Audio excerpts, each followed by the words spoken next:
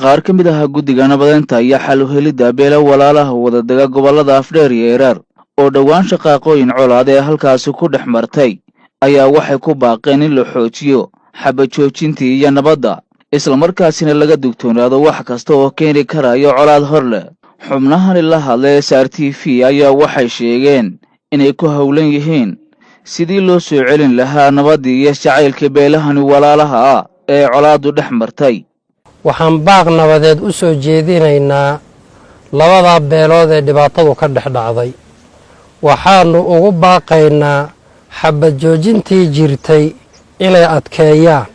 waxaan u sheegaynaa guddigaas oo danahoodii oo dhan walaalahood dartood uga soo tagay oo iyagaa uun sidii xal waara iyo nabad loogu heli lahaa ka shaqaynaya xaaladooda inta ay ku jiraan inay ilaaliyaan nabadda, inay xabad joojintii adkeeyaan. waxaana soo gaargaaraya arrimo dhiila ah oo laga sheegayo aaggii colaaddu ay ka jirtay in arrintaasi laga waantoomo, baaqaa nabadeed loo hoggaansamo, lana joojiyo dhibka iyo wax alla wixii shaqaaqa iyo dhibaato keenaya.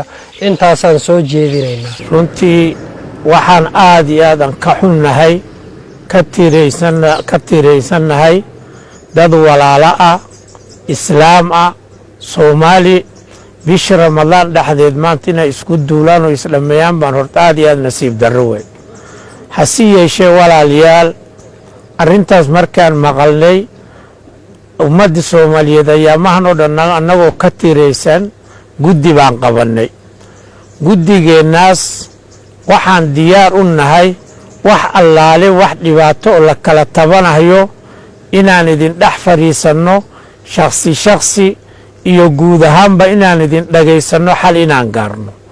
sidaas darteed maadaama haddana diyaar garoob ku jirno ilaa haddii ilaahay yidhaahdo maaragtay ramadaanka markuu dhammaado aan idin nimaadno, go'aan baa jiray dowladda iyo odayaasha iyo culummada halkaas joogeen ay gaareen oo xabad joojin ah. in go'aankaas iyo xabad joojintaas labadii dhinacba inaad ilaalisaan oo maaragtay aad dhowrtaan arrintaas. xabadda waxaa weeye wiil baa ku dhinta mooyaa wiil kuma dhasho.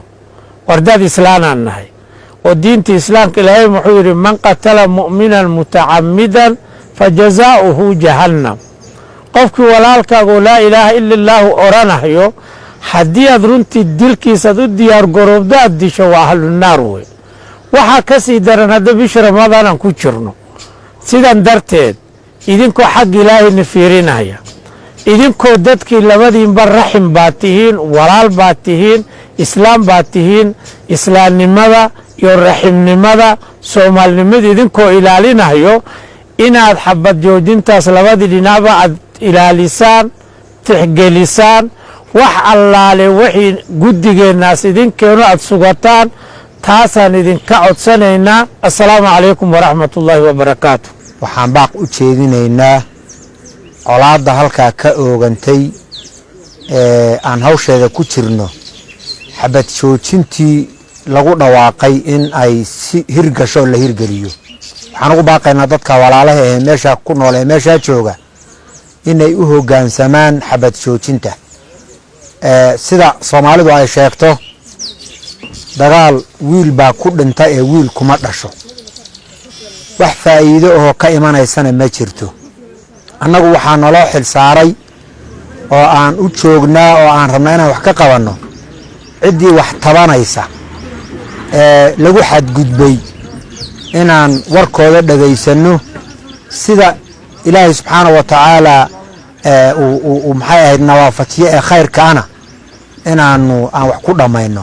marka waxaan ugu baaqaynaa dadka walaalaha ah inay xabadda joojiyaan.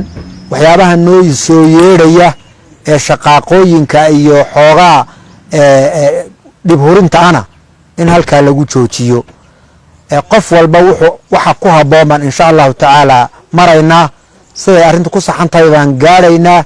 ilaahay idamkii waxaan ku baaqaynaa in xabadda la joojiyo, xabad joojintaana la xoogeeyo oo la adkeeyo oo aan wax ka baxsan wixii hore u dhacay aan dib dambe loo samaynin. sidaasaan ku baaqaynaa. ilaahay idamkii waxaan rajaynaynaa in wixii nabigu sal ll slam wuxuu leey unsur akhaaka daaliman aw madluuman warka iyagu inuu noqdo ka daalimkaana inaan gacanta qabanno ka madluumkaana inaan wuxuu raba aan u soo dhicino saasaan rajo ka qabnaa marka waxaan ku baaqaynaa in xabaddaa la joojiyo shaqaaqada iyo colaaddaa la joojiyo aad iyo aad baad u mahadsantihiin wajazaakum allahu khayran